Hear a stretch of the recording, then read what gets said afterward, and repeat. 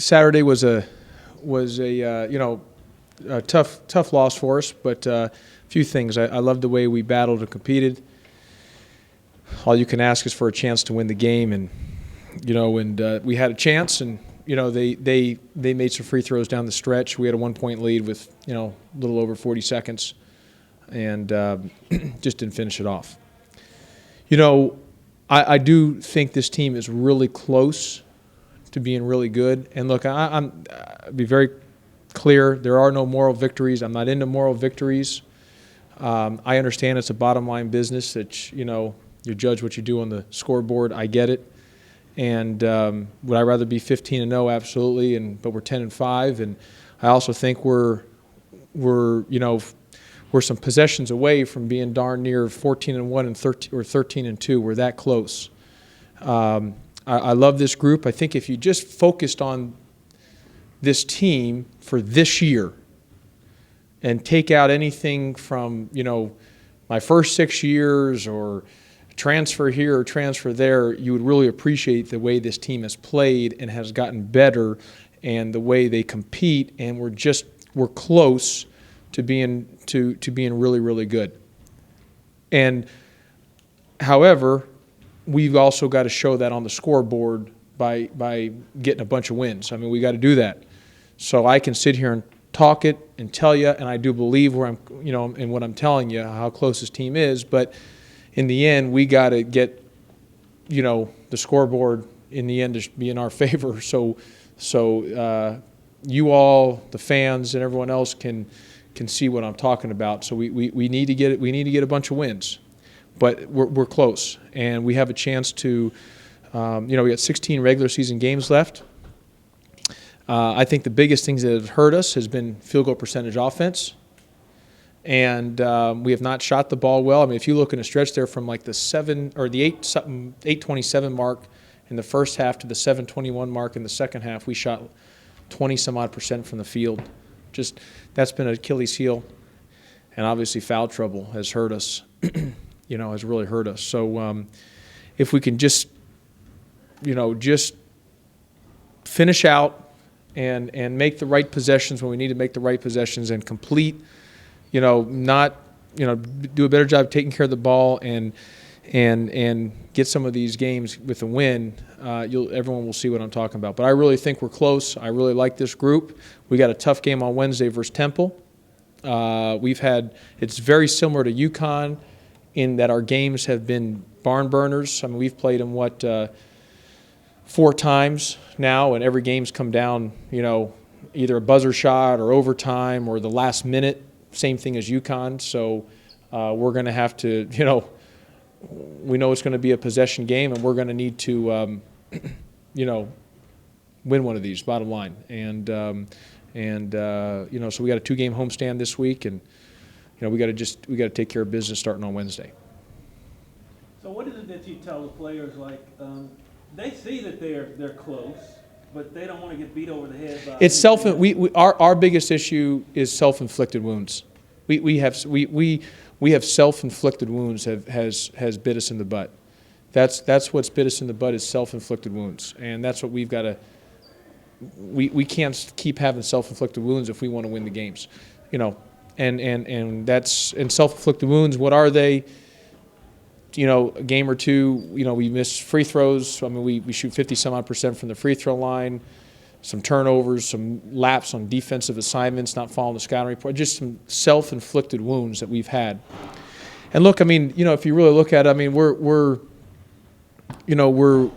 guys are scrapping and fighting and clawing and competing, and I mean, look, we're counting. I mean, Jake's been a guy that's, we're playing Jake. I mean, Stan Kraft's been a guy that just came off the football field a week ago. So, again, no moral victories. I don't believe in that one bit. I'm not into that.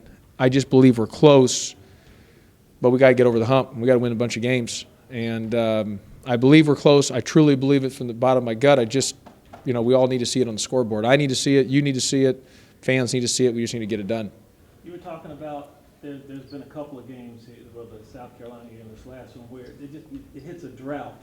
And that's been something the past couple of years. Well, where- yeah, drought score. But now the past couple of years we've had some droughts and it's avalanched on us, and the score has gone. We hadn't had any chance. It has not happened this year, and really last year it has not happened where we have not had a chance to win most games that we've played. Now, especially this year, we've battled. We've been down multiple times. We've got down 8, 9, 10, and we fight and claw, and we have chances, and we take the lead, and we so there's great fight in this group. South Carolina, we should have been the free throw line 50 some odd times. So we went on a drought, but without saying it, you can read through my words on that why we went on a drought. And there's no way we should have been the free throw line. I don't want to keep bringing that up, but they went 60 some odd times. We should have been 50 some odd times. But the guys have fought scrap. Like I said, they've competed, they've battled, and but we just got to break through. We got to finish the game with a win, and we got to get a bunch of those. To look at that Temple game last year here, how pivotal was it to the rest of your season? You look at Austin going down that game. I would look back and you figured if you'd had Austin the last 7 minutes. Well, it wouldn't have been a question. With Jason, we were smashing with Austin, and he was having a monster game.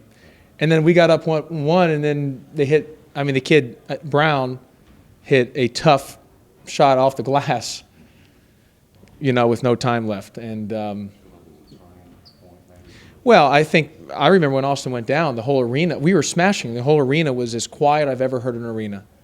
It was quiet. It was so loud because that was the game where Shaq had 17 the first half. And Austin was a monster.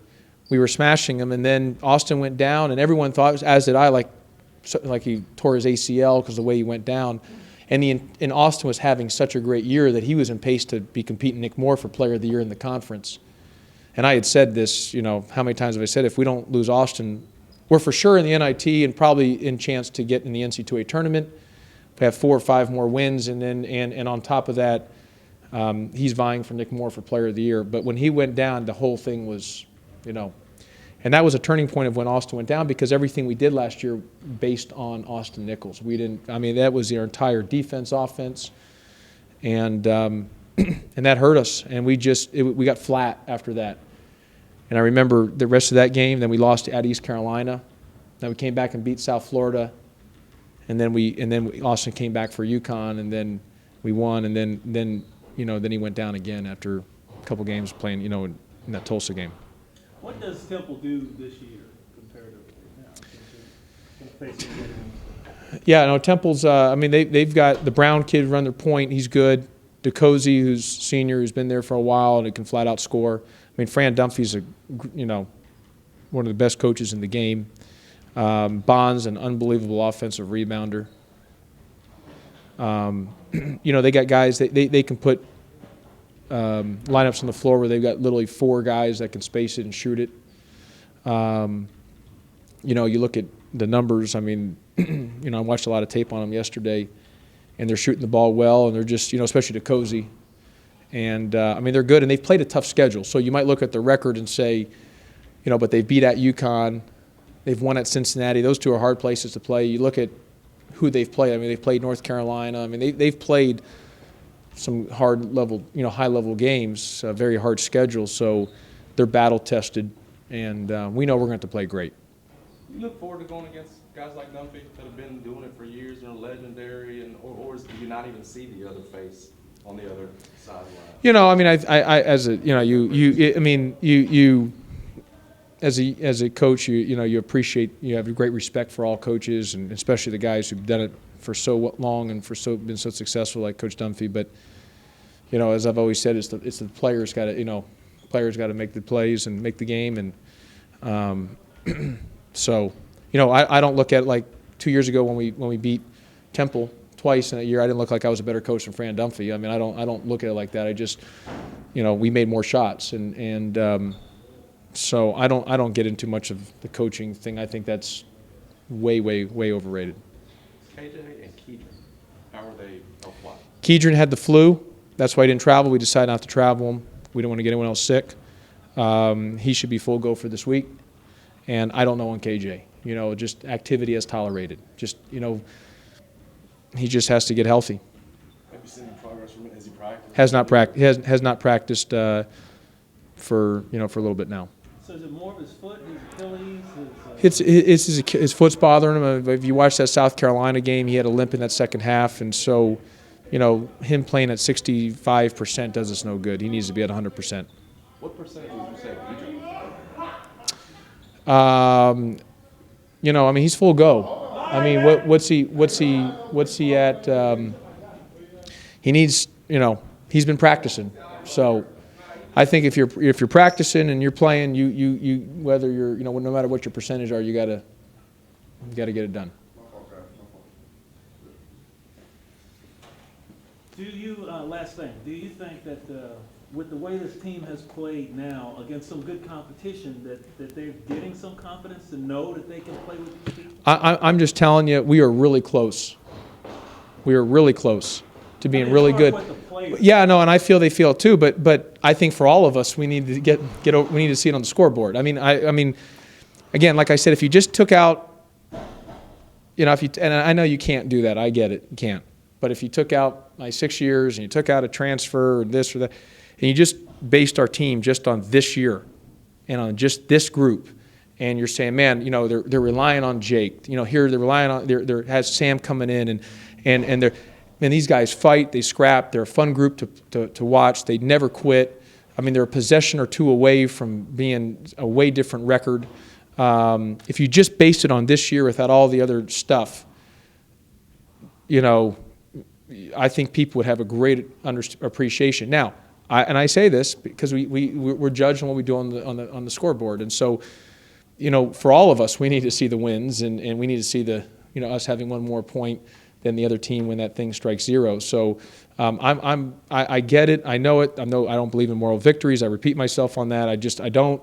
But I do know that we're close as a group. And we got 16 regular season games left. I mean, can we go 16-0? Absolutely. We're good enough to every time we show up to win every game because we're close. However, if we don't finish and we keep having self-inflicted wounds, then, what happened on Saturday or what happened at South, I won't even include South Carolina, but you guys know how I feel on that. But the UConn game, that can happen to us. Those things can happen, and we can't.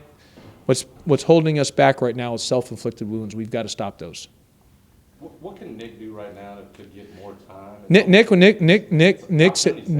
yesterday hurt his back, or on Saturday when he came out, he said his back was flaring up. He's had back issues. So, and I was able to get him in for another quick minute, but then the other problem was UConn was going small.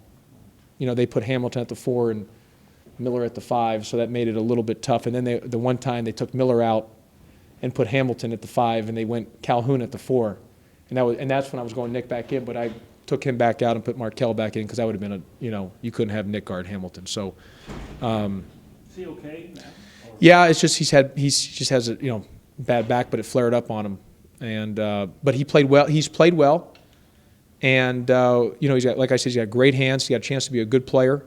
And he's got to take advantage of the minutes that when he's called for, and I'd rather play with to give those guys a rest, but either Shaq or Diedrich. But his back was bothering him, and that's why I went back with Jake because his back was flaring up on him. So that's why that next sub we went with Jake, and just kind of how it is.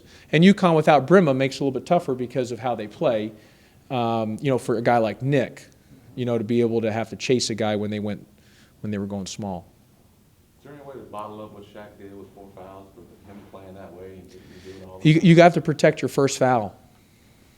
I've always said it. Your first foul is just as important as your third or your fourth, because if you don't get that first, and Jason, I don't give Shaq a pass. I love him. He's a stud, but he puts us in bad positions when he picks up silly fouls that we can't afford. We just can't afford. We can't play 16 minutes without the kid.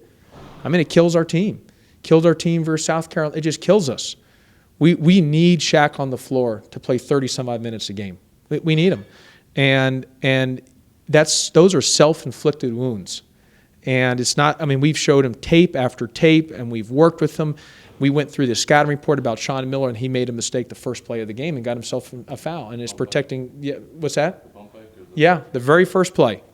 And, And that's not protecting your first foul, and we can't afford it. And I mean, I've told him that. I mean, just I'd rather you give up a layup than commit a. We need you on the floor. It just those are self-inflicted wounds that here we are, and that's my point. As I say, if you just look at the product and say, man, okay, I mean, they're relying on Jake and Nick Marshall and going small and you know, Diedrich, who's really should be a senior in high school. I mean, you're at UConn, you're at South Carolina, yet Oklahoma. I mean, you got chances to win these games in the last minute, even the last 30 seconds.